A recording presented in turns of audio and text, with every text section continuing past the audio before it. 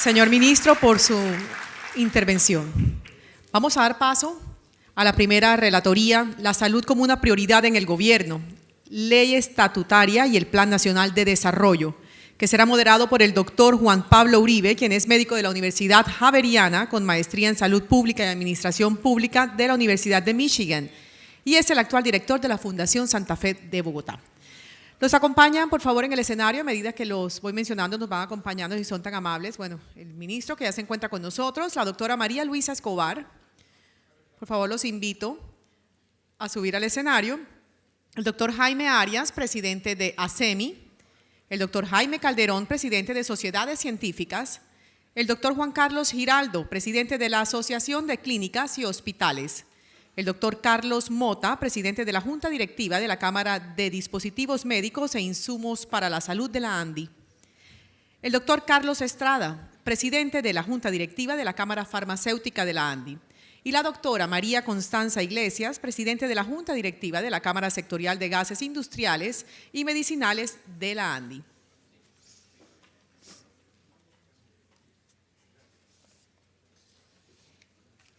Señor Uribe, todo suyo, este escenario.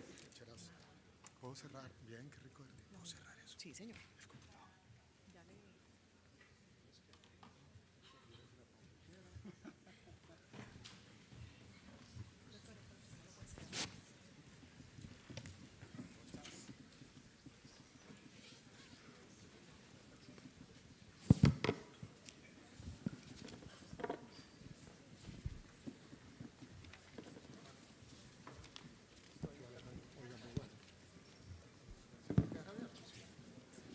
¿Se puede cerrar? No se puede cerrar, pero bueno, sí, no se preocupe.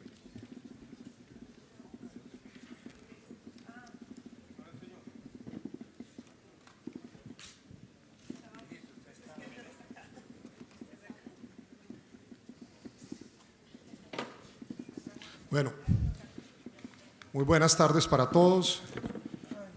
Sin protocolo, en aras del tiempo, vamos a arrancar rápidamente con la relatoría y con el panel.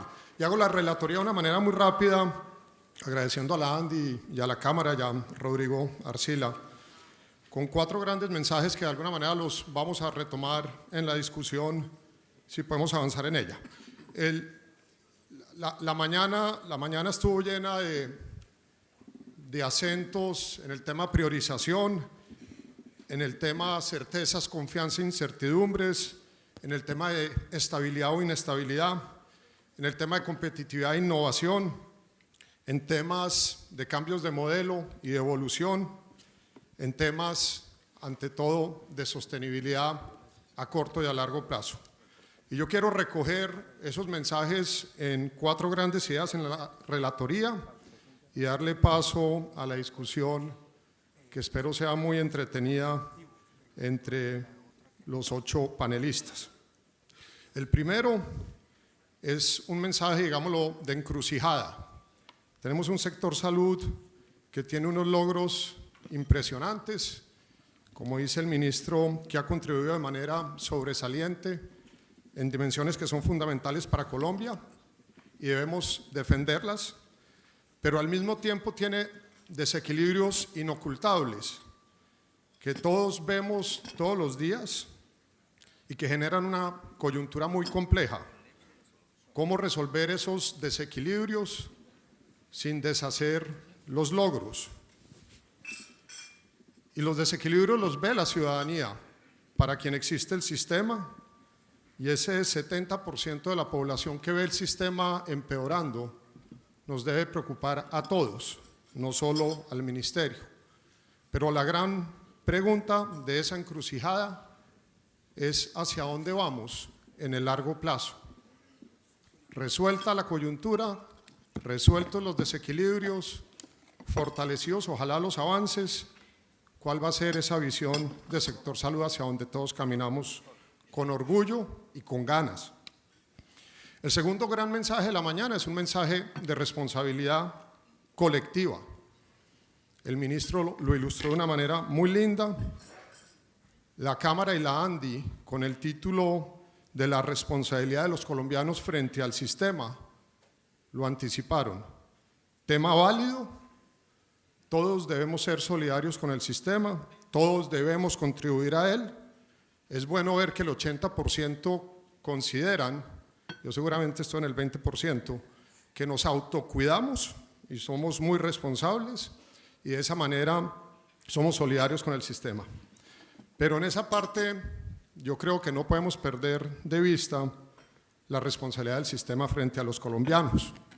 Y acá salieron temas profundos por la mañana que vale la pena luego pensar más, como el tema de la información transparente, en el cual María Luisa Escobar hizo muchísimo énfasis, que conlleve a mayor libertad de elección de los ciudadanos, que seamos nosotros los que decidimos sobre nuestra salud, que seamos nosotros y nuestras familias sobre los que decidimos sobre el manejo de nuestras enfermedades, y al mismo tiempo cómo garantizar que esa mayor transparencia y libertad de elección va de la mano con acceso de calidad y seguro.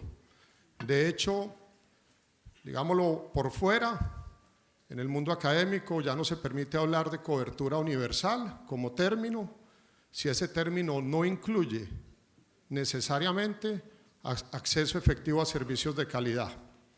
Y uno sí podría pensar de cara a la sostenibilidad, qué es lo que queremos sostener en ese objetivo intermedio, como lo dijo el ministro, y cuál es el objetivo final que estamos pretendiendo como sociedad. El tercer gran mensaje, siendo de nuevo el primero el de la encrucijada con visión de largo plazo y el segundo el de responsabilidad de todos, debe ser el de la evolución que tiene que tener nuestro sistema. Y debe ser una evolución de cara a la gente, a los ciudadanos. Y lo voy a decir con claridad, creo que no puede ser una evolución de cara a los actores y sus intereses. Y hay un solo ejemplo que creo es una posible primera pregunta para que arranquemos, y es el de la ley estatutaria. Queremos un sector de una sociedad que evolucionen y adopten el espíritu de la ley estatutaria, o queremos adaptar la ley estatutaria al sistema que tenemos hoy. Y son dos caminos totalmente distintos. Exigen políticas y compromisos completamente diferentes. Y tal vez el último punto tiene que ver con los modelos, y ahí termino la relatoría. Y no es la primera vez, pero María Luisa hizo un trabajo muy detallado en volvernos a decir los modelos de atención tienen que cambiar. La medicina, los servicios del siglo XX no son los del siglo XXI. Y hay muchísimos caminos para desarrollar, muchísima experiencia que traer y mucho esfuerzo que ya se está haciendo.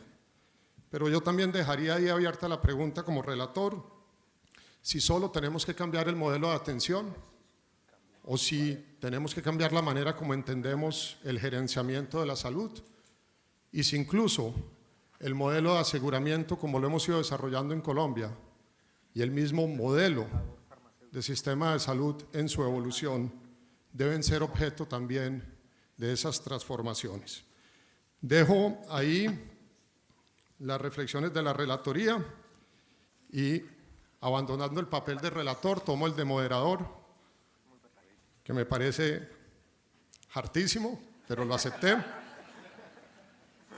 Pero como me lo dieron, no sé por qué me lo dieron, anoche oí varias explicaciones, prefiero no decirlas, pero bueno, unas reglas de juego muy rápidas. La primera, que yo ya incumplí, ser muy breves. 2, 4, 6, 8 personas tremendamente interesantes para el sector, llenas de buenas ideas, llenas de una que otra contradicción, anticipo. Lo más rico es oírlos cortos, ojalá respetando el tiempo y siendo muy provocadores en las reflexiones. La segunda regla del juego es suave con el moderador, por favor. Máxime con la composición que tiene el panel y con las ideas fijas que tiene el moderador. Entonces, déjenlo así. Si logramos que este panel sea exitoso, Rodrigo, en 20 minutos preprandiales, con semejante integración. Ministro, yo le aseguro que el sector salud colombiano tiene futuro. Muchas gracias. Bien, yo quisiera empezar con una pregunta abierta. El que quiera levantar la mano, por favor. Estamos hablando de nuestro sector, de la ley estatutaria del Plan Nacional de Desarrollo. Y la pregunta grande es, ¿puede la salud ser prioridad en Colombia en los próximos años? ¿Puede la salud ser prioridad en Colombia en los próximos años? Ustedes vieron a José Manuel Restrepo con sus cálculos. Estamos debiendo, para un acuerdo que esperemos llegue muy pronto, más de 50% del PIB. Lo estamos comprometiendo. Hemos visto las afugias de sostenibilidad financiera muy bien expresadas por el ministro Gaviria. ¿Puede la salud ser una prioridad a futuro? ¿Quién quiere empezar? Doctor Jaime Arias. El doctor Jaime me va a hacer la primera trampa. Yo aclaro que él pidió permiso para hacerla. Yo no le di el permiso, pero en todo caso lo va a hacer. Sí. Muy buenos días a todas y a todos. Gracias, Rodrigo, por la invitación. Yo no voy a hablar como presidente de ASEMI ni en nombre de la CPS. Me invitaron, creo que a título personal, y por eso mis opiniones serán personales y las asumo. La pregunta que me hago, no me la hizo Juan Pablo, es ¿qué va a suceder en los próximos 5 años? Y voy a tratar de responderla. A mí con frecuencia me llega gente a la oficina a preguntarme, ¿usted cómo ve el sistema? ¿Para dónde se está moviendo? Y yo le digo, no, yo no soy aviador, yo no tengo por delante la posibilidad de mirar si hay un nubarrón, etcétera. Yo soy más bien como una especie de chamán, de esos que contratan para que diga si va a llover. No, los contratan para que no llueva. En el caso mío es tratar de decir si va a llover o no va a llover. Entonces, comienzo por decir que el mensaje del ministro ha sido un mensaje positivo, un mensaje tranquilizante para algunos, otros en lo que va a suceder ven unas ventajas de oportunidad, generalmente de muy corto plazo, pero ven ventajas de oportunidad. Al fin y al cabo aquí estamos con empresarios. El empresario no necesita tener todos los días el radar por delante, el empresario toma riesgos, los enfrenta, si hay nubarrones pasa el avión y si el tiempo está bueno, pues también. Y otros somos un poco más cautelosos. Yo estoy entre los cautelosos, no soy una bruja que viene a sembrar miedo, ni mucho menos, pero soy cauteloso. En primer lugar, no hay la menor duda que estamos en un periodo de expansión del gasto en salud, que no se expande más porque no ha habido cómo, pero es posible que con la aplicación de la ley estatutaria vamos a un momento de expansión. En segundo lugar, ya ustedes oyeron ayer las perspectivas de la economía, de pronto un crecimiento del 2%, y finalmente se proponen nuevos impuestos como una solución. Yo quiero hablarles de lo que aquí hay en Colombia, viéndolo, tratando de ver el panorama. Nosotros tenemos dos visiones que pueden ser opuestas, pueden ser complementarias. La primera es la que llamamos la garantista del derecho, que tiene en la cúspide a la propia Corte Constitucional, pero hay una serie de sectores muy respetables que están en esa línea de desarrollo jurisprudencial respetable. Repito, lo de las tutelas durante estos últimos 18, 17 años fue el primer paso de avance, basada en unas necesidades de la gente, necesidades sentidas, y donde la disponibilidad del dinero es secundaria. Si hay dinero, bien, si no hay, no importa. Y desde luego esa visión privilegia los modelos públicos. La segunda visión, en la que yo estoy, es la del aseguramiento competitivo, donde se cubrirán las necesidades que se pueden financiar. Eso es lo que llamamos la efectividad del derecho. Luego, un aseguramiento público delegable en agentes privados y públicos y una regulación con competencia. Esas son las dos visiones, están muy claras y ambas han tenido logros importantes.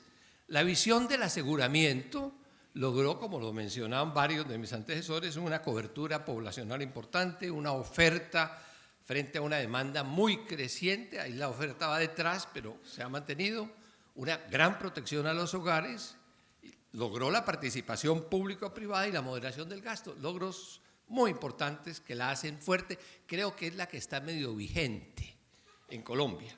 Pero la otra visión, la jurídica, también ha tenido logros enormes, la extensión de la tutela, en lo cual creo que todos estamos de acuerdo, una maravilla.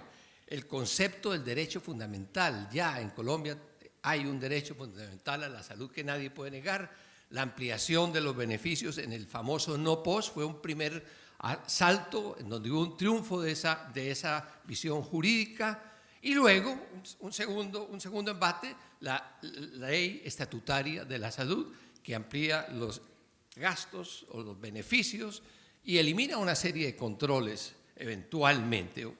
Y otra, que tenemos que reconocerlo, es que esta visión ha logrado colegislar y casi definir la política pública en salud. Así las veo yo, por lo menos del 93 al 2014, la del aseguramiento en un principio no tuvo problemas, pero poco a poco, con las tutelas y más adelante, con la serie de sentencias de la Corte Constitucional y luego, finalmente, especialmente la 760 del 2007 y luego con la ley estatutaria, se ve claramente que las dos visiones en este momento tienen, digamos, están en una igualdad, diría por lo menos. Nosotros tenemos una tremenda presión sobre el sistema. Este es un sistema muy dinámico y sometido a presiones de mucho tipo. Aquí apenas las menciono. La litigiosidad es una de ellas, la inclusión tecnológica de la que ya se ha hablado tanto y la inseguridad jurídica. Quiero pasar a esta de la inseguridad jurídica. Vamos a ver si puedo. Sí, señor. Me queda un minuto. ¿Tú me podrías ayudar? Frente a lo que me dijiste, sí. Y después sigo, cuando me hagan otra pregunta, continuaré con… Porque Jaime, no le funcionó. aquí cuéntenme en este tiempo, porque es una falla del… Les voy a pasar un video muy cortico donde cada uno se va a ver, cada uno se va a mirar en ese video.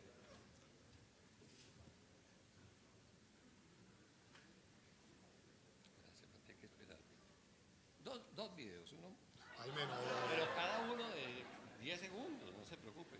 Venga. Ya. No quedó para la próxima. Ahí está. No sale, doctor, acá no sale. El portal es organizando. más enredado. No salió. ¿Cuál es? Sí. Puta gente es la- Ese es mío. Y solo uno. Sí, solo uno.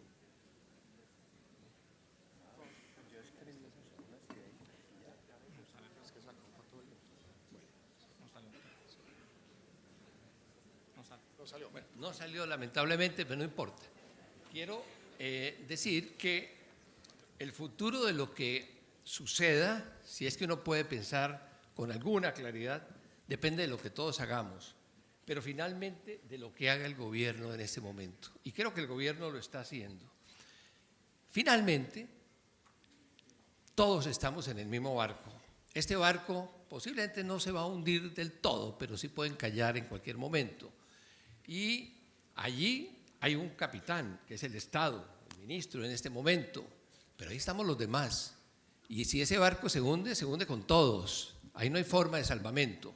Entonces, durante el resto trataré de volver a decir lo más importante que iba a decir que no se pudo. Gracias. Muchas gracias. Bueno, ministro, Yo quiero rápidamente, un minuto nomás, hacer dos comentarios que yo creo que son importantes de lo que dice Jaime cuando nos plantea esas dos visiones, si se quiere, antagónicas. Yo, de nuevo, siendo optimista, yo creo, doctor Jaime, que esas visiones antagónicas se encuentran en la ley estatutaria. Lo que hace la ley estatutaria, más que cualquier otra cosa, es coger la visión jurisprudencial e incorporarla en la legislación y hacerla, por ende, parte del sistema. Y con esa nueva realidad tenemos que vivir. Y yo creo que eso, en el marco de un escenario fiscal más desfavorable, nos permite contestar la pregunta que plantea Juan Pablo. Desde un punto de vista meramente fiscal, la ley estatutaria tiene una gran ventaja, y es que protege los recursos públicos de la salud. Y les voy a contar una anécdota, ustedes me la han oído en algún escenario. Cuando se planteó el aplazamiento de los recursos de inversión al comienzo del año, como respuesta a la coyuntura fiscal más compleja, el único argumento que le permitió al sector ir a sentarse cara a cara con el ministro de Hacienda y decir los recursos de la salud no pueden ser recortados fue la ley estatutaria. Este sector no es como la vivienda, no es como la infraestructura, no es como el agua potable, es distinto, es como las pensiones. Tiene que ser sacado del presupuesto de inversión y convertido en una transferencia en el presupuesto. Y ese argumento tuvo eco y permitió proteger buena parte de los recursos de la salud. Entonces, ahí tenemos una ventaja de la ley estatutaria. Y segundo, Jaime, yo quiero invitarlos a todos a que miren, echen un vistazo a la última sentencia de la Corte Constitucional sobre terapias ABA. Y ahí ustedes comienzan a ver un cambio importante en el tono, y si se quiere, el fondo de la Corte Constitucional, donde ya comienza a hablar de la necesidad de cuidar los recursos, donde uno ve esa disyuntiva que tú planteabas, Jaime, esa visión antagónica, yo creo que comienza a encontrarse. Por eso yo creo que la ley estatutaria debemos no mirarla necesariamente como una amenaza, sino como una oportunidad. Si pudiera, y manos arriba, aceptemos que la ley estatutaria de alguna manera ayuda a darle mayor prioridad al sector, pero lo que acaba de mostrar el doctor Arias, la misma ley estatutaria, la misma reacción del ministerio, doctor Gaviria, frente a la amenaza de la no sostenibilidad, nos está llevando a un modelo de salud de facto distinto. ¿Quién quisiera tomar esa ahí? Jaime. Bueno, primero gracias a los organizadores por la invitación. En este panel yo soy el Jaime optimista, y yo sí creo que si pensamos en lo que nos dijo el presidente McMaster esta mañana sobre la realidad y sobre la gran preocupación que tenemos sobre el sistema financiero y la sostenibilidad, hay un problema de modelo que han sufrido para los industriales, afectó su desarrollo industrial. Para los médicos y para la salud afectó lo fundamental que es la relación médico-paciente, ese modelo. Y minó el tema de la autonomía, la relación de confianza y generó unos incrementos importantes en los gastos. Esto sin desconocer los grandes logros que ha habido en términos de equidad, que son inobjetables. Y tal vez el único sector, a mi criterio, en los últimos 20 años que ha mejorado la equidad es en el sector salud. Sin embargo, la perspectiva de devolver la autonomía al médico y a la autonomía y defender la autonomía del paciente tiene que ver con lo siguiente: el ser humano primero tiene la idea, elabora el pensamiento, crea el derecho. Y una vez creado el derecho, es el norte y es el punto de mira por el cual el desarrollo institucional y los seres humanos creamos los hechos ya sociales y reales. En ese sentido, la ley estatutaria apunta a defender de manera absoluta la relación entre el médico y el paciente, determinada por la autonomía de los dos, y en el caso específico de la autonomía de los médicos, tiene un condicionamiento implícito que es la autorregulación, y a su vez la autorregulación, además de la beneficencia y de la no maleficencia, tiene el tema de la justicia, que se fundamenta de una manera muy importante, muy enraizada en el uso racional de los recursos. Si aunamos eso a que está definido como recursos públicos, lo que tenemos que apuntar para la sostenibilidad es empoderar la autonomía de los pacientes, la participación de los pacientes, la autonomía del ciudadano y la participación del ciudadano, y por ende la autonomía de los profesionales de la salud y la participación en las decisiones. 20 años tratando de minimizar el Estado, y ahora quisiéramos como reclamarlo. La verdad, doctor Arias, yo pienso que el Estado es el que menos tiene que hacer en un modelo como el actual. Estas fuerzas a veces que el ministro nos las muestra como un poco caóticas, pero que hacen parte de lo que es la sociedad moderna, pues exigen que haya una normatividad jurídica como la de la Corte Constitucional. Y para utilizar alguna palabra del ministro, alguna frase de él que le he oído, pues entre el cúmplase, entre el publíquese y cúmplase puede pasar mucho tiempo, pero nosotros lo que esperamos es que sí, puede pasar un tiempo, pero ese tiempo debe ser corto, y en ese sentido es factible que el doctor Jaime Arias tenga razón. En el modelo actual de la ley estatutaria, yo no le veo posibilidades de que el sistema siga tal como cual. El sistema debe tener variantes grandes, no quiere decir que el sector asegurador no pueda tener cabida dentro del nuevo sistema, pero bajo unos condicionamientos totalmente diferentes. La ley cambia el papel del Estado, la ley cambia la participación del personal de la salud y de los ciudadanos, y la ley también le impone cambios fundamentales al sistema asegurador. Muchas gracias, doctor Calderón. Doctor Giraldo, en esa atención hay un modelo de facto haciéndose distinto. ¿Cómo lo ve? Bueno, gracias, doctor Juan Pablo. Cordial saludo para todos los asistentes, al señor ministro, a Rodrigo y a la Andy en general por la invitación. Pues yo también tenía mi papelito escrito y no lo voy a leer todo, pero… No traje videos, el video se me quedó, pero como, digamos, inspirador para asistir a este panel, nosotros desde la ACHC creemos que es útil estar aquí conversando porque deberíamos en gran medida buscar acuerdos que nos unan, pero pues si no es posible, por lo menos deberíamos tener la posibilidad de dar debates razonables sobre cada uno de estos temas. Entonces, bajo esa lógica y aceptando que la ley estatutaria ha servido ya para muchas cosas y además es excusa para este tipo de discusiones, yo solamente les voy a dar, digamos, una introducción a algo que queremos empezar a movilizar en este diálogo público, y es el tema de una serie de agendas de temas pendientes que se deben desarrollar para que en el escenario con estatutaria, sin estatutaria, con o sin reforma ordinaria, nosotros podamos avanzar, Juan Pablo. Y el primer tema de estos pendientes es el asunto de la regulación. Y debe quedar muy claro si estamos de acuerdo con la regulación en todo lo que quieran hacer. Por supuesto que es una potestad reglamentaria de cualquier gobierno. Pero nos parece que la regulación es incompleta. Es una regulación que le falta todavía ser consecuente con los resultados que va teniendo y, por lo tanto, le falta ser equilibrada. Es un diálogo que tenemos con el gobierno.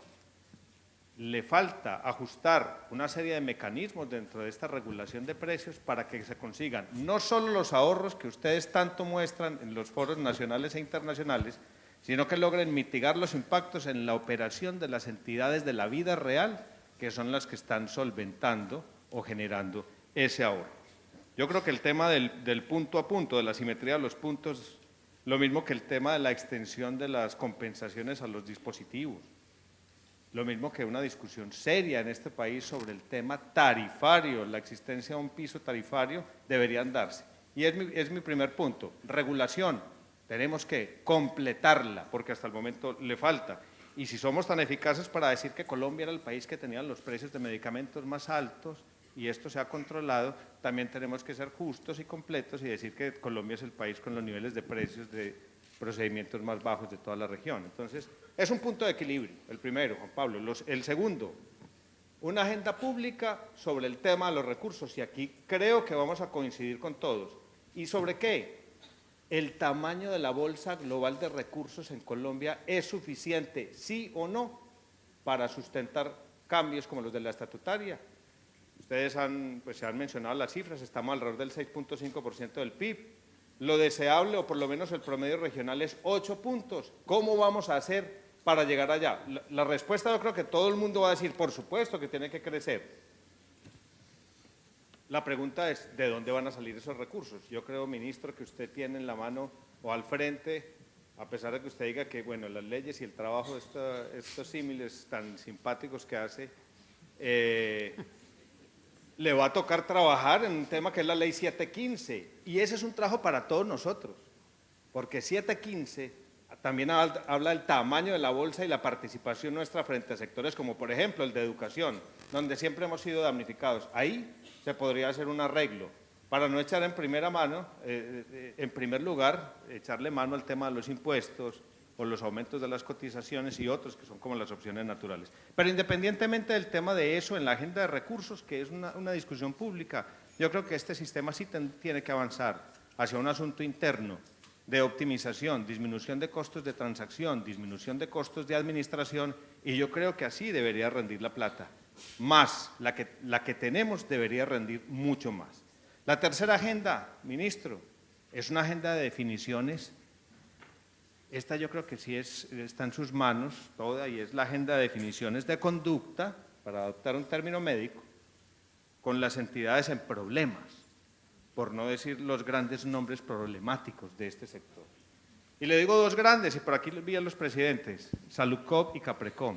¿Qué vamos a hacer con esas entidades? Yo creo que usted nos tiene que dar claridad a todos de cómo va a ser la salida ordenada de esas entidades o la reentrada ordenada de esas entidades al funcionamiento del sistema de salud.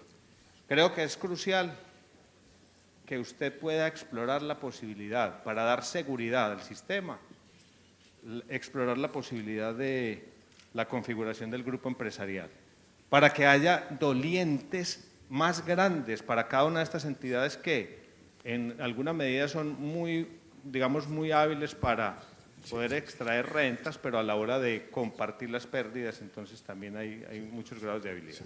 Yo tengo varias agendas más, Juan Pablo, aprovecharé utilizaré la metodología Arias. En la siguiente pregunta, entonces… Muy bien, espérese que le tengo una sorpresa.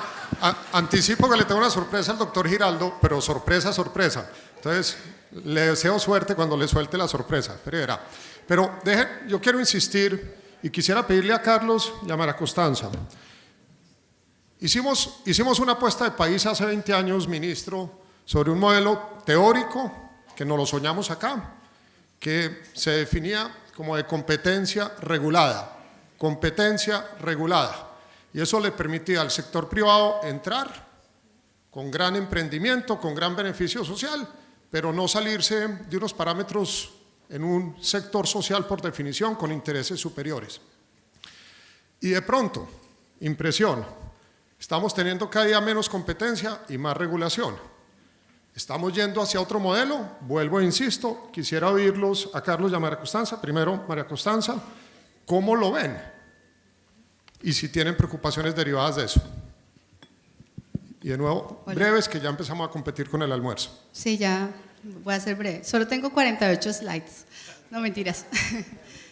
Bueno, yo represento a la Cámara de Gases Medicinales e Industriales y pues a compañías en su mayoría multinacionales que vienen haciendo inversiones importantes en el sector, siendo el oxígeno un medicamento fundamental para la vida. Hoy día, y lo hablaba con el ministro hace unos días, es muy importante para nosotros presentar proyectos de altas inversiones, de equipos, de plantas, en donde el parte de tranquilidad y de confianza a inversiones de largo plazo, porque son inversiones muy grandes que se estiman a 20 años, es fundamental, y esos pilares que van a llevar este mensaje de confianza son donde nos quedamos a veces un poco cortos. Definitivamente estoy absolutamente de acuerdo con la doctora María Luisa en que los modelos hay que revisarlos.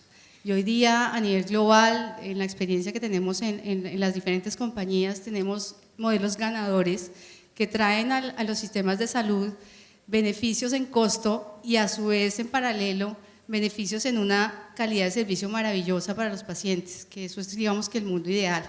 Y sí existe la posibilidad de conectarlos, y las empresas, el sector privado, estamos dispuestos a invertir para lograr esa conexión. Aún así nos quedamos un poco cortos en poder vender estos proyectos en cuanto a la confianza en el sistema. Entonces, desde esa perspectiva, y lo hemos hablado en otras conversaciones, sí necesitamos un poco más de, no certidumbre de sostenibilidad 100%, porque eso no lo va a lograr arreglar el señor ministro, el señor ministro en este momento en su periodo, y ojalá lo tengamos más tiempo, pero sí ciertos mensajes claros que no nos confundan ni nos preocupen, como casos de críticos como los que estaba citando Juan Carlos perdón, doctor Giraldo, es que yo estoy nueva en el sector, entonces perdón, Citabas respecto a temas como Salud Coop, que son temas que dice uno, wow, ¿y ahora qué hacemos? Estoy llegando a un comité de inversión y ¿qué voy a decir? Entonces, básicamente eso es un poco acompañando, es teamwork. Yo soy una persona absolutamente convencida y la industria somos convencidos de que el trabajo en equipo se requiere, el trabajo en equipo entre el gobierno y la industria. Sin la industria el gobierno no lo logra, sin el gobierno la industria no lo logra. Pero sí necesitamos un poco más de certidumbre en los pasos a seguir. Muchas gracias, María Constanza. Ministro, creo que le están quedando unos temas como para que al final los podamos recoger en, digámoslo en palabras suyas. Doctor Carlos Mota.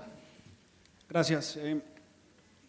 Yo quisiera iniciar de pronto reflexionando un poco sobre las palabras en la parte introductoria del ministro que me quedaron dando vueltas en la cabeza en el sentido de que no se necesitan más reformas en el sistema de salud y básicamente porque me puse a pensar un poco frente al proyecto de ley ordinaria del 2013, que en su momento se pensaba como la ley que contenía eventualmente esa reforma profunda y que de pronto por esa misma razón en últimas no se pudo materializar en el Congreso. Y mirando un poco los elementos de esa ley ordinaria, o ese proyecto de ley ordinaria, había varios componentes que hoy en día están contenidos en la ley estatutaria y en el plan de desarrollo. Por eso eventualmente creo que debemos hablar no solo de ley estatutaria, sino todo este cambio legislativo que en últimas contiene una reforma. En ese momento se hablaba de Salud Mía, como una entidad que iba a hacer una administración de recursos, pagos directos. Hoy en día el plan de desarrollo contiene esa nueva entidad administradora por reglamentarse que va a tener dentro de las funciones que están en el plan de desarrollo esa administración de recursos, esos pagos directos a los hospitales e inclusive a los proveedores de tecnología, se dice en la ley de plan de desarrollo. En aquella proyecto de ley ordinaria se hablaba de Mi Plan, tal vez así se llamaba, que era una nueva manera de entender las coberturas de salud, los productos, servicios, medicamentos, dispositivos, etcétera, que iban a estar cubiertos por el plan obligatorio de salud. Hoy en día, pues la ley estatutaria ha dado ese giro hacia esa posibilidad de listas negativas, etcétera, como estaba previsto inicialmente en aquella norma. Bueno, en ese proyecto de norma también, un poco de memoria, se hablaba de ese pago de bolsillo de los no POS, etcétera. Es decir, uno ve que en la normatividad que actualmente ha sido aprobada por el Congreso de la República, tanto la ley estatutaria como el plan de desarrollo, se ha dado, por lo menos en los elementos fundamentales, en los cimientos fundamentales del sistema de salud, esa reforma del 2013.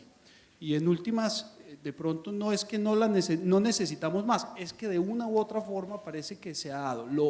Y podría uno hasta pensar que un elemento que estaba en aquel proyecto de ley ordinaria frente a los gestores de salud, pues fue resuelto, en el sentido de que seguiremos teniendo unos aseguradores privados que gestionan riesgo, etc. En ese sentido, creo que la normatividad actual nos lleva a un nuevo modelo de salud, un poco tratando de responder su pregunta, Juan Pablo, y ligándolo inclusive con la primera. Si por prioridad del sistema de salud debemos entender un compromiso legislativo de cambio, la respuesta podría ser sí, porque en últimas, con estas reformas, insisto, no viéndolas segmentadamente como ley estatutaria, plan de desarrollo, unas partes, sino entendiéndolas de una manera integral, hay un cambio no solamente en el contenido del derecho, sino en la estructura misma del sistema, con una nueva entidad pagadora, unas nuevas formas de flujo de recursos que generarán unos nuevos incentivos y nuevas formas de relacionamiento entre los actores, etcétera. El reto, y entrando de nuevo a su última pregunta, sigue siendo el de cómo balancear ese dilema, no solo colombiano, como nos lo mostraba tal vez María Luisa o ayer en la tarde, en el mundo de la sostenibilidad financiera versus mejores resultados en salud. la Rectoría del Sistema de Salud colombiano ha fortalecido y tomado unas medidas que por lo menos en términos de resultados financieros han propendido más por esa regulación en la sostenibilidad financiera. El gran reto ahora se convierte en cómo tratar de llevar vasos comunicantes hacia esos resultados en salud. Y se han insinuado algunos, por supuesto, y están insinuados en la ley en términos de cambios o repensamientos en el modelo de servicios, pero creo que hay uno que quisiera también dejar sobre la mesa para efectos de discusión, que es muy importante retomarlo o muy importante profundizarlo, y es el de las formas de contratación y pago de los servicios. Ahí necesariamente creo que hay mucho por hacer, creo que ya hay una madurez importante entre prestadores, entre aseguradores, algunos prestadores, algunos aseguradores, etcétera, que podrían llevar a que pensemos en diferentes formas, diferentes modelos de contratación de los servicios, del pago de esos servicios, y mediante esos modelos de contratación y pago de servicios seguramente se empezarán a incentivar también toda la cadena, todas las relaciones de provisión de tecnología, de provisión de talento humano, etcétera, que llevará a incentivos que podrán hacer seguramente una interrelación, no solamente en un fortalecimiento de la regulación de sostenibilidad financiera, sino tratar de ligar esas eficiencias que se puedan incentivar en esos modelos, pensando en unos objetivos seguramente de resultados en salud. Entonces, traté más o menos, Juan Pablo, de muy bien. Carlos, muchas gracias. Yo creo que sigue habiendo, digámoslo, una inmensa pregunta para todos que tiene que ver con el largo plazo, con la estabilidad, con la misma confianza, para dejarla al ministro, y es realmente si estas transformaciones que se han dado o que nos están llegando con la estatutaria, con el Plan Nacional de Desarrollo, con la obligación de intervenir más el mercado para garantizar su sostenibilidad financiera, etcétera, de nuevo, de facto, nos van a llevar hacia una nueva estructura de seguridad social en salud en Colombia, y si todos la estamos viendo y si todos de alguna manera estamos entendiendo cómo vamos a caminar hacia ella, o si más bien nos vamos a quedar en la coyuntura de las reacciones y luego nos damos cuenta que el sector cambió de manera dramática y que ya no es lo que creíamos que era en el pasado. Yo quiero dejar esa pregunta de nuevo abierta ahí, pero a título personal y como sorpresa, quiero pedirle el favor a Jaime Arias que venga y asuma aquí el papel de moderador. Doctor Arias, ¿es en serio? Esto fue coordinado con los anfitriones. Doctor Estrada, muchas gracias. Al doctor Arcila, muchas gracias. Yo, por razones personales, me tengo que ir. Y no es una huida, les pido 1000 disculpas, pero tenía la posibilidad de quedarme hasta la 1 de la tarde. Entonces, acá le dejo semejante equipo trabajando. Para todos, muchísimas gracias de mi parte.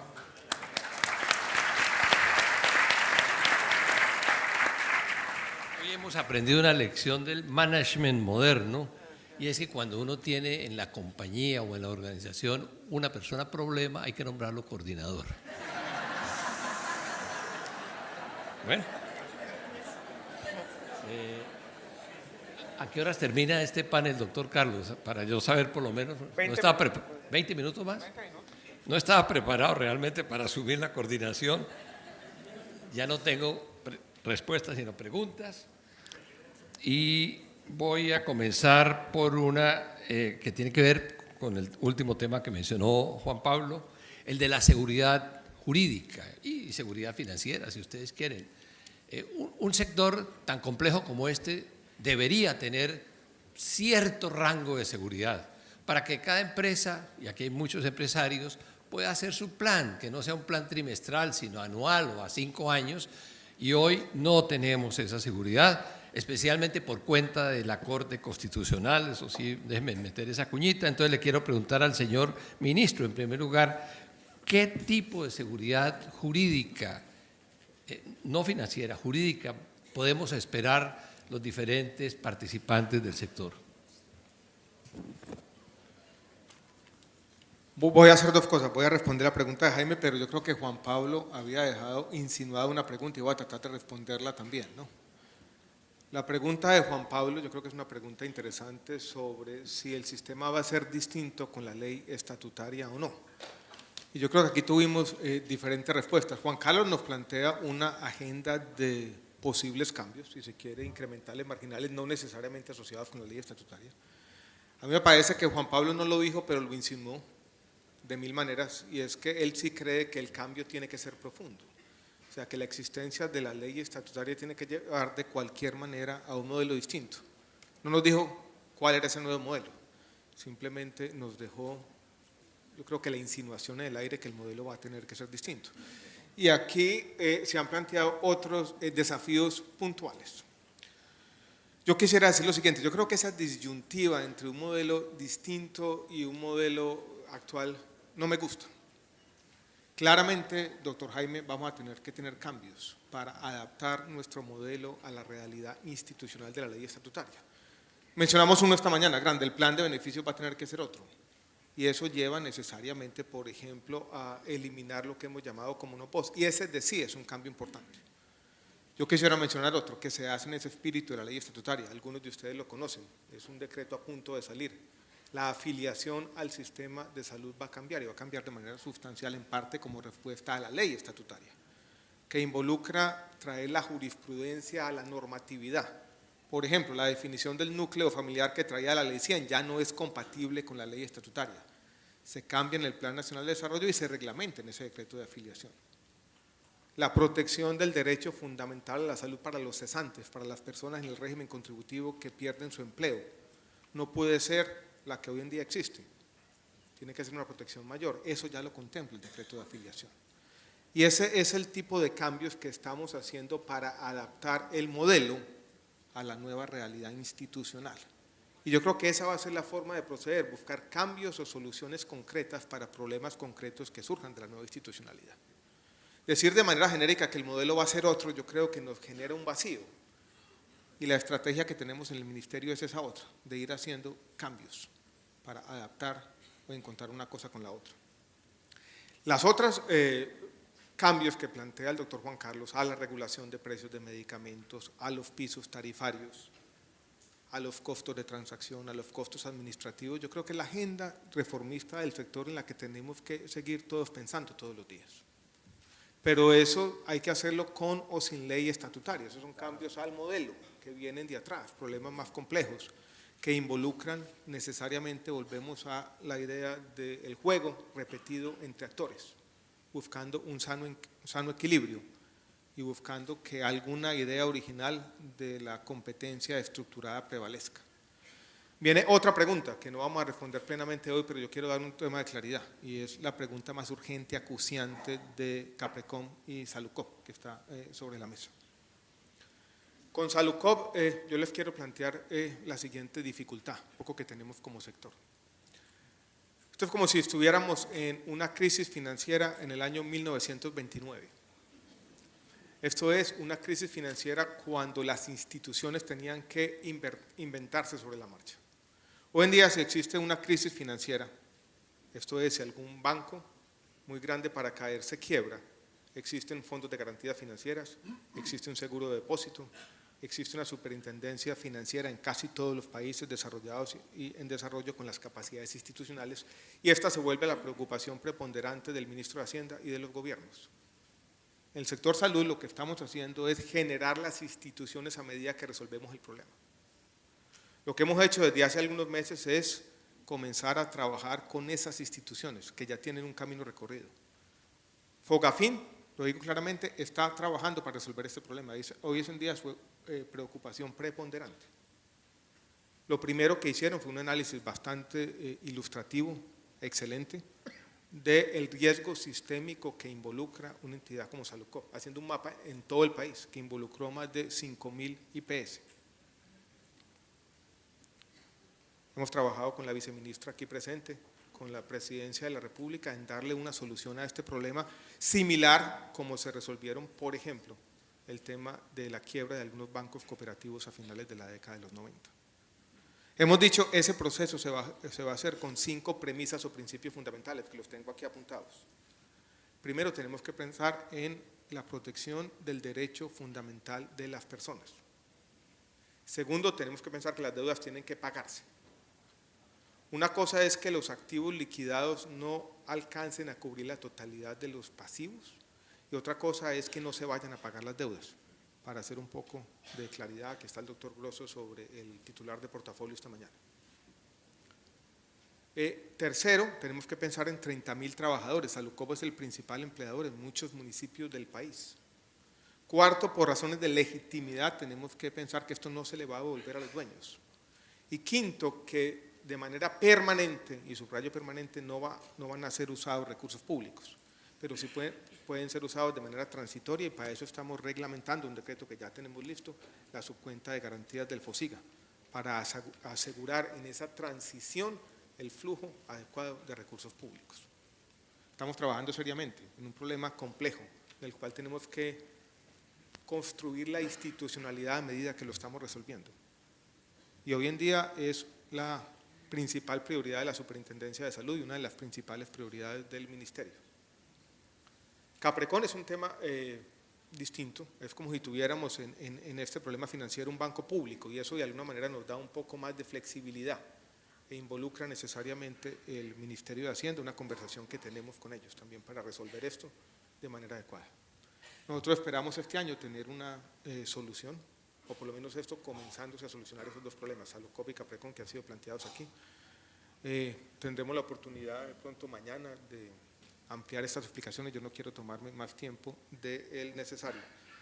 Como me salía del tema, se me olvidó la pregunta que me planteó el doctor. No importa, no importa. No importa, ministro, tenemos poco tiempo, entonces yo quiero preguntarle a María Luisa Escobar, que no ha hablado todavía, ¿qué cree que debe hacer Colombia en relación con el nuevo modelo de atención integral que mencionó el ministro? Es decir, un modelo, porque aquí la ley 100 no tocó el modelo médico, ese es el mismo del siglo pasado, que nos está trayendo muchos problemas, un modelo medicalizado, hospitalizado, etcétera. ¿Cuál es la experiencia de América Latina y la experiencia de los Estados Unidos sobre nuevos modelos de prestación? Gracias. Jaime, yo quiero decir una cosa primero, porque estoy que me muero por decirla aquí, o sea, como un observador de fuera, tengo una preocupación, que toda esta discusión, del único que no se ha hablado es del paciente, o sea, ese no existe, como si alguien más supiera qué es lo que hay que hacer. Voy después a la pregunta que me acabas de hacer. O sea, creo que estamos menospreciando la capacidad o el poder de cambio que tiene el ciudadano común. Entonces,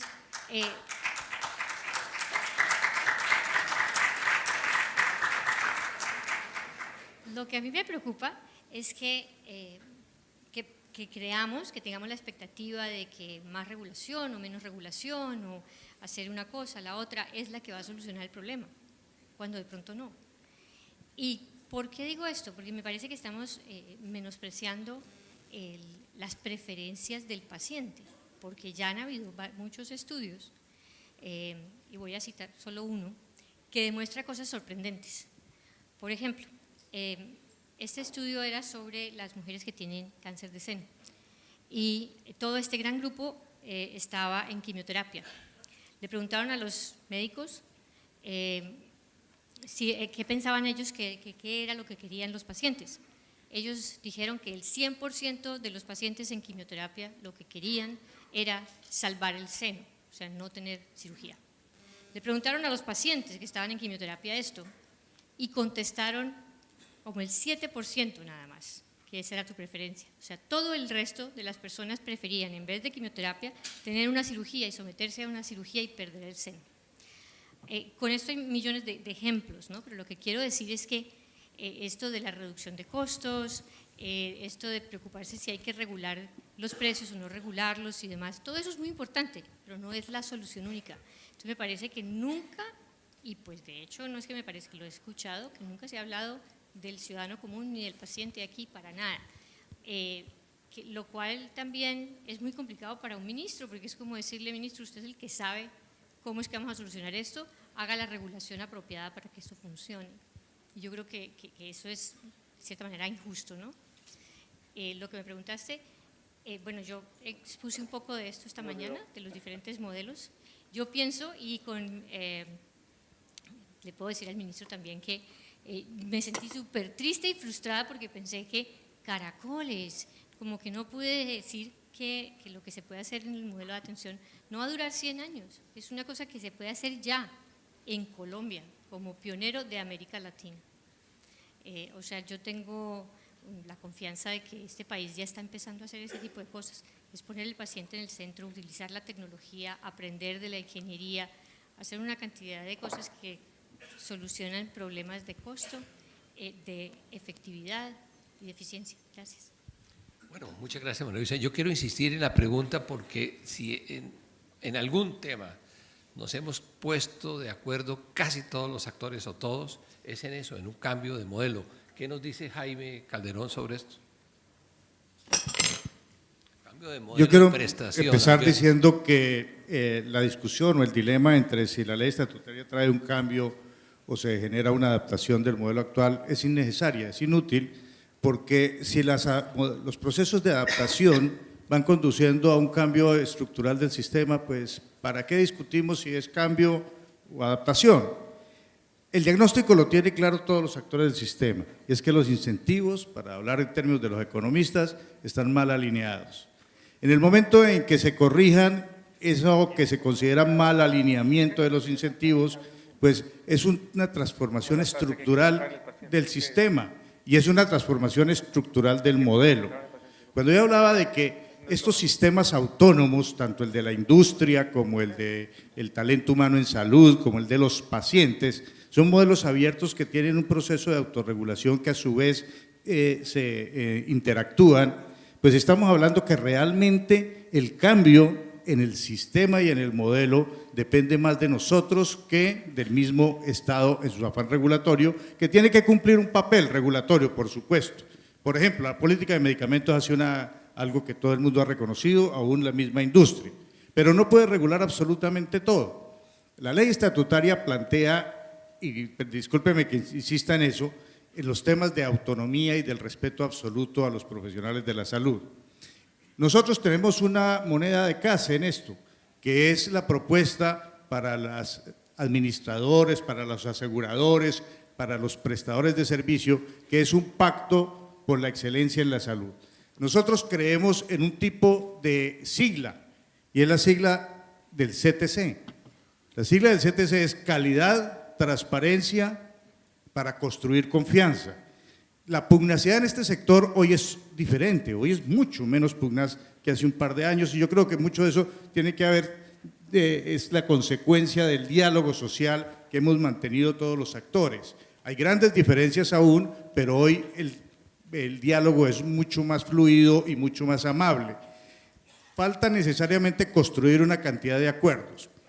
La transparencia que alguien hablaba en los modelos, creo que fue la doctora María Luisa, es absolutamente fundamental. Las entidades, los prestadoras, los médicos, los mismos administradores y aseguradores, tenemos que tener una rendición de cuentas adecuada y una exposición a la ciudadanía para que tenga la información adecuada sobre marcadores que sean realmente robustos, no marcadores sobre procesos, como son las famosas cosas de calidad de la Joint Commission y qué sé yo, sino hay marcadores robustos como reingreso por patologías, como índices de mortalidad, índices de infección. De eso ya está descubierto. Qué bueno que nosotros pudiéramos tener una competencia abierta en estos esquemas. Si hacemos y empezamos a trabajar ese pacto por la excelencia, ese pacto por la calidad en cada uno de nosotros, seguramente vamos a generar con esa autonomía, con ese apego a la evidencia científica, a la ética. Necesitamos al Ministerio para que nos ayude a promocionar todos los temas de autorregulación y de ética, porque eso es el autocontrol y eso sí va a impactar el costo, el uso racional de los recursos, más que un mecanismo de represión o de regulación, que siempre se encontrará el mecanismo alterno para cómo evadirlo, como en ese juego que señalaba el doctor Gaviria del gato y el ratón. De tal manera que si insistimos en ese tema de la calidad, no como una quimera, no como una utopía, sino como una posibilidad real aplicado dentro de un modelo, cambios en los modelos de atención, donde esté en primero la comunidad y el ciudadano por encima del médico y de la atención de la medicina, porque claro, la medicina es muy importante, pero la medicina no es la salud, pero sin medicina tampoco hay salud, entonces hay que tenerla ahí claramente ese juego de interacciones tan complejo, pero que lo tenemos elucidado entre todos los actores y es simplemente ponernos de acuerdo en una concertación social. Gracias, Jaime. Aquí ustedes han escuchado que algunos consideran que ya la reforma a la salud casi se ha culminado con la serie de medidas que ha tomado el Ejecutivo. Otros no opinan lo mismo. Entonces yo quiero preguntarle al doctor Juan Carlos Giraldo qué tan profundo y a dónde debe ir ese cambio, como usted lo ve en los próximos 10 o 20 o 30 años. Doctor Jaime, muchas gracias. Mire, sí, 100 años, como dice usted, no, tampoco. Mire, yo creo, pues me anticipo a este punto que era uno de los últimos que tenía, pero nosotros seguimos insistiendo en que indudablemente hay que armonizar toda esta cantidad de normas que se han expedido bajo el lente de la ley estatutaria, y eso va a requerir cambios que son profundos en la forma como nosotros conocemos el sistema de salud actual. Y me preocupa mucho cuando el ministro, con el cual tenemos una larga y conocida discrepancia en este punto, cierra la agenda y dice de manera absolutista, esto ya estuvo, aquí no hay necesidad de reforma, absoluta necesidad de reforma. Yo creo, de gran reforma, porque además somos grandilocuentes, también dónde está el grandioso, dónde está el pequeño, no sabemos dónde vamos a trazar la raya, pero mi punto es el siguiente, y yo creo que coincido con la doctora María Luisa, y pues es que los sistemas de salud son como seres vivientes, son dinámicos y constantemente están en transformación, y usted ve que los países o están en reforma o vienen de reforma o van hacia una reforma sanitaria, todos.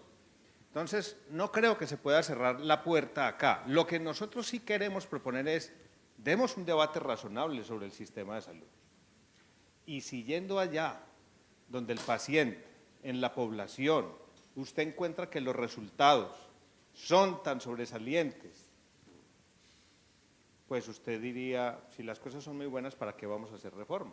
Cambiemos unas cosas administrativas.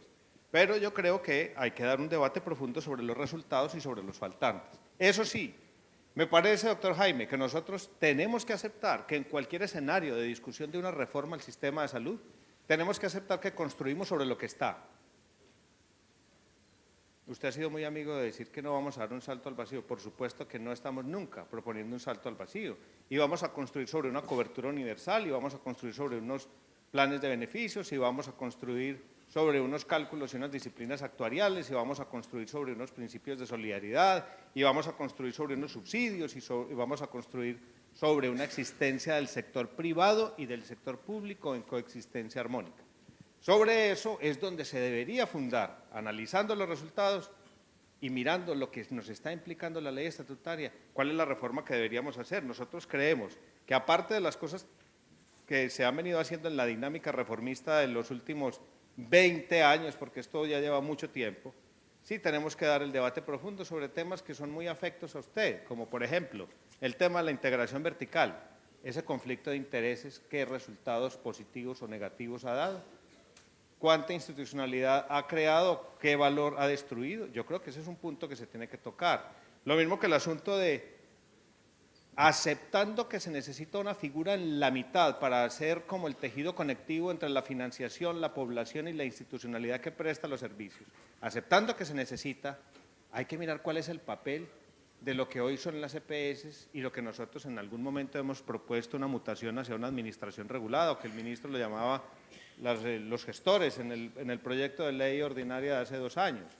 Yo creo que eso está vigente y sobre eso se tiene que seguir debatiendo. ¿Dónde está quién tiene el dinero? ¿Cómo se usa? ¿Qué incentivos tiene para hacer mejor las cosas o para no hacerlas?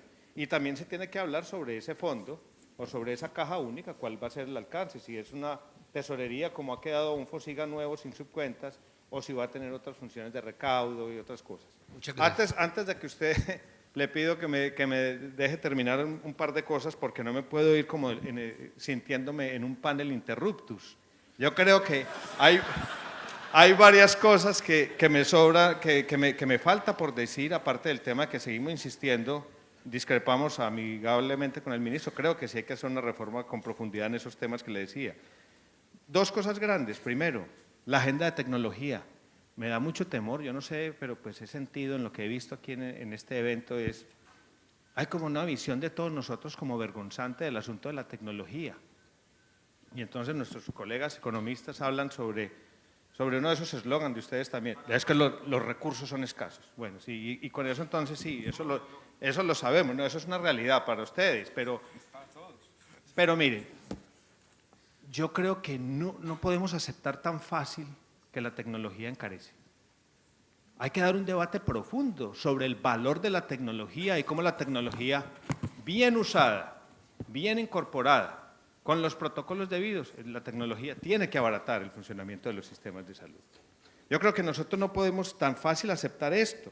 Por eso, y quién más que ustedes, la industria farmacéutica, los prestadores de servicios, tenemos que promover que llegue buena tecnología, que la puerta esté abierta, que haya acceso, que podamos innovar, que podamos aspirar a tener tecnología de punta, que lleguen los mejores medicamentos, los mejores dispositivos, que tengamos nuevas metodologías asistenciales.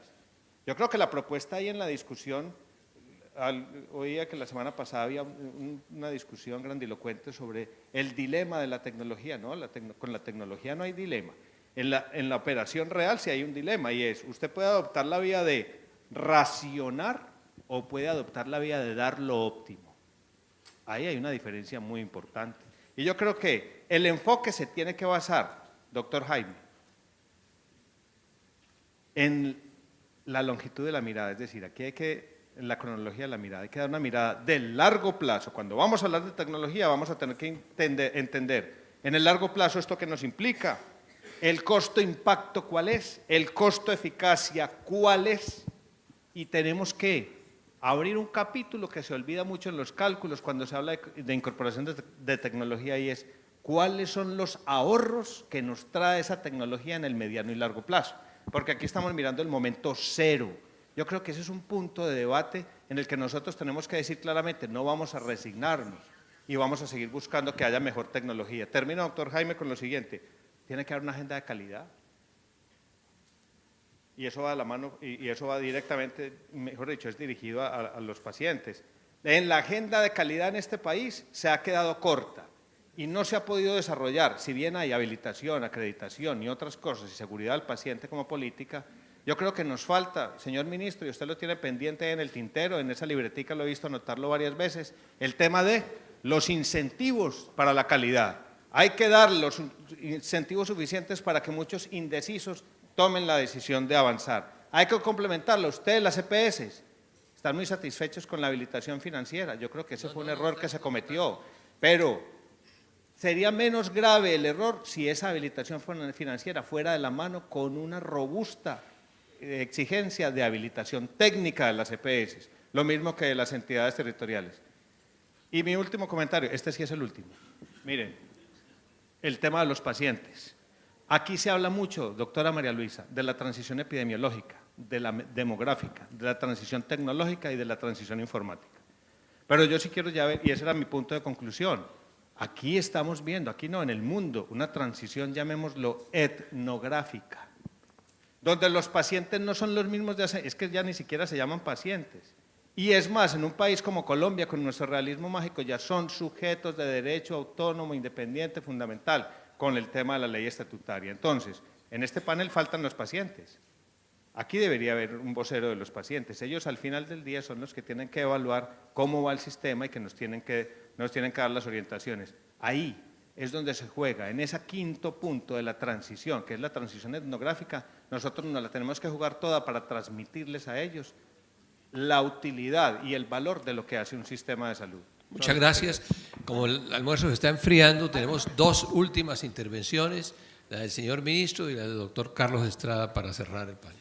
Cortas, por favor, ministro. Yo empiezo, sí, rápido. No, muy cortas ambas. Yo voy a decir dos cosas, uno sobre la innovación en la tecnología y otro sobre el modelo. Doctor Juan Carlos, no es que vamos a cerrar la puerta de la tecnología, no es que sea mala. pero yo creo que sí tenemos que mantener entre todos cierto escepticismo saludable sobre lo nuevo. Usted en el sector prestador, yo creo que es una pregunta abierta. ¿Cuál es el valor agregado de un robot Da Vinci para hacer cirugía? O sea, está abierta. Y muchos han dicho, no necesariamente agrega valor. Y yo creo que lo mismo tenemos en cuanto a muchas tecnologías, y yo creo que tenemos una paradoja de la innovación. A veces tenemos precios muy altos, pero valores agregados que no lo son tanto. Y por lo tanto tenemos que dar esta discusión, no cerrando la puerta a la tecnología, pero como usted bien lo dice, buscando un equilibrio. Yo quiero decir algo sobre los pacientes y el modelo de atención. A mí, si se quiere, no me gusta la palabra pacientes. Yo creo que tenemos que pensar en los ciudadanos, porque no todos son pacientes. Y si estamos hablando de enfermedades crónicas no transmisibles, si estamos hablando de esta realidad, y es que la salud no es un entregable, no es algo que el Estado le entrega a los ciudadanos necesariamente, sino algo que los ciudadanos co-crean o co-construyen con base en las instituciones. Hay que pensar en la gente también, más allá de los pacientes, porque si hablamos solamente de pacientes caemos en lo mismo. Y yo, doctora María Luisa, no es que cuando yo menciono 100 años, lo que quiero plantear es una dificultad. Hace 2 semanas nos reunimos, nos pusieron una tarea para el Consejo de Ministros que lleváramos la gran macrometa del sector, lo que íbamos a hacer. Entonces nos reunimos entre todos y comienzan a darse aquí y allá y llegamos como a la siguiente cosa, es decir, disminuir en 1% o en 2%, ya no recuerdo, la mortalidad evitable por enfermedades crónicas no transmisibles para los colombianos entre 30 y 70 años. 1% mortalidad evitable en los próximos 10 años.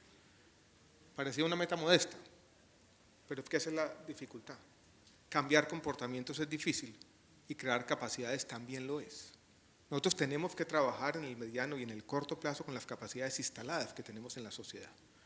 Y tenemos que ser conscientes para no caer en una entelequia que cambiar los comportamientos en el contexto de estas enfermedades crónicas no transmisibles no es fácil. No es fácil porque no tenemos todos los instrumentos idóneos del Estado. Yo siempre he dicho, en el Ministerio tenemos una mina de oro. La base de datos que construimos por razones actuariales puede utilizarse como un instrumento de salud pública y no lo estamos utilizando. Hay muchas cosas que podemos hacer en el corto plazo. Pero ante esta nueva realidad epidemiológica yo creo que también tenemos que ser realistas y conscientes. Y mientras tanto yo creo que todas estas otras tareas que hemos mencionado tienen que estar al orden del día. Porque decir, abandonamos todo esto y simplemente nos ponemos a construir el nuevo modelo de atención centrado en el paciente, sin tener un expediente claro, nos puede llevar simplemente a perseguir una utopía. Por eso yo quisiera en tu presentación, hacer un inventario de cuáles son las acciones o soluciones concretas a problemas concretos. Y esos son complementarios con todo lo que hemos dicho aquí, creo yo. Doctor Carlos Estrada. Bueno, a ver, creo que, doctor Jaime, muchas gracias. Creo que me tocó la parte más difícil porque ya todos están con cara de hambre. Yo básicamente quería cerrar un poco recordando el tema de este conversatorio. Y yo considero que la salud sí tiene que ser una prioridad dentro del gobierno.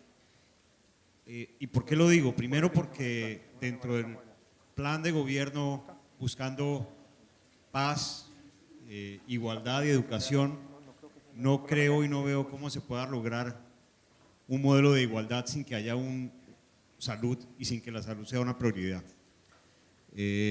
Para mí, y lo mencioné al principio, viéndolo en el largo plazo, y no solamente los problemas puntuales, ahorita la salud sí tiene un impacto en la economía. La doctora María Luisa presentó una gráfica que mostraba el impacto de diferentes enfermedades. Y lo otro es, los cambios demográficos van a generar todavía más presión. En un país que cada día se envejece más, si no se toman acciones sobre la salud ahorita, más adelante el problema no va a ser solo la salud, sino va a ser cómo logramos una fuerza productiva para que siga manteniendo el país andando, y eso es lo que están enfrentando varios países y varias economías desarrolladas hoy en día. Sobre el tema de la sostenibilidad, creo que es clarísimo que tenemos que trabajar en ella. Para mí, los modelos de salud deben estar basados en resultados clínicos y en calidad. Yo creo que el tema de calidad se ha mencionado mucho aquí, y el tema de calidad empieza desde el autocuidado, el conocimiento de la población, pero también pasa por un diagnóstico oportuno, acertado, que puede generar problemas. Finalmente creo que el tema de informática es crítico. Yo creo que hay muchos modelos de riesgo compartido que se pueden trabajar, pero mientras no avancemos en ese tema va a ser prácticamente imposible poder ir hacia allá. Y quería cerrar con el tema de la tecnología. Yo lo mencioné, creo que es importante tener un acceso para todos, pero con una innovación para el futuro. Y esto para mí es un poco ese tema. Yo creo que hay mucha discusión, pero la tecnología definitivamente ha permitido avanzar en muchos aspectos. Aquí se han mostrado gráficas de diferentes situaciones. No sé, más allá de las estadísticas de precios que hay aquí, los datos que están detrás, pero lo que sí sé es que en enfermedades como el cáncer de mama, que hace tal vez unos 10 o 15 años eran prácticamente una sentencia de muerte en algunos casos, hoy son enfermedades que son manejables, donde la expectativa de vida puede superar los 10 o 20 años si es diagnosticada oportunamente y tratada adecuadamente. Y por poner un ejemplo, aquí también creo que se presentó algo sobre artritis reumatoide. Sí, hay cantidades de medicamentos hoy en día. El beneficio, creo que son medicamentos que han cambiado dramáticamente la forma de tratar la enfermedad, no solamente los signos y síntomas, sino que han logrado la remisión de la enfermedad. La pregunta tal vez es, cuando vemos hoy en día una persona que sufre de esta enfermedad, que está totalmente incapacitada, ¿qué debemos pensar como sistema? Porque eso en el mundo actual no debería pasar. Hoy, con lo que hay en tecnología, nadie debería incapacitarse por una enfermedad como artritis reumatoide. Y ese es un punto que creo que tenemos que trabajar, porque es el tema justamente del impacto económico que tiene en la salud. Entonces, para mí la conclusión es, yo creo que la salud sí debe ser una prioridad dentro del gobierno. Muchas gracias a todos. Creo que ha sido una excelente sesión. ¿El video? El video no salió. Para la próxima.